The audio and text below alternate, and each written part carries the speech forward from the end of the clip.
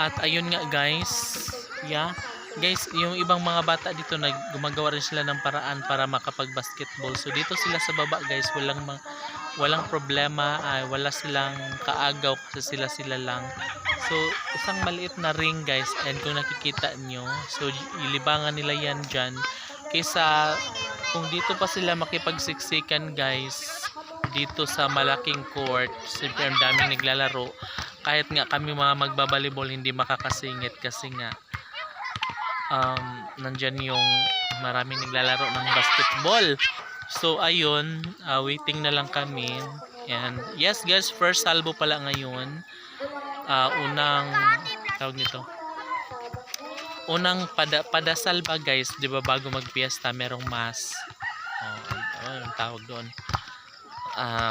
Hanggang ano yon, start ngayon, di ba, 18 ngayon, April 18 hanggang 26. 26 ano yung desperasyon, and 27 na yun yung araw ng piyesta sa amin. So ngayon guys, for example, unang araw, so maghahanda ng snacks yung unang komite. Snacks sa lahat na yun, snacks sa lahat ng mga sumasamba.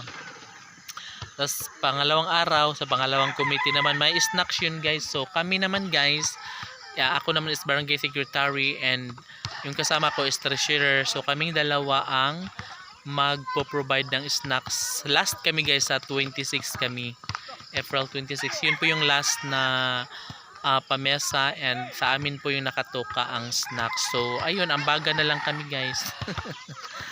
Ambaga na lang kami kasi nga po kailangan na makapagbigay rin kami ng snacks sa lahat ng mga dumadalo sa mesa guys, kasi yearly po yan, kasi piyesta, diba? So isa rin po yan guys sa pasasalamat namin, no, sa Poong May Kapal at sa aming mahal na patron, no. Syempre pasasalamat sa lahat ng mga biyaya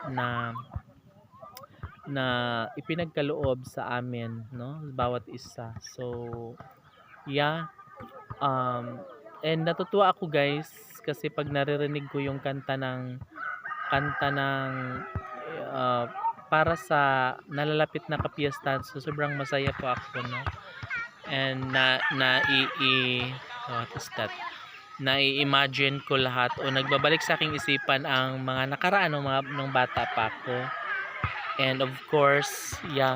So although bago na tong barangay namin ngayon guys, bago na to, no. So we've been here for 4 years na, kasi year 2022, yes, lumipat kami dito guys nung year 2022. So 26 na ngayon, no. So 4 years na kami dito guys. And yeah, ito nga is hindi pa na marami ng mga infrastructure guys, katulad niyang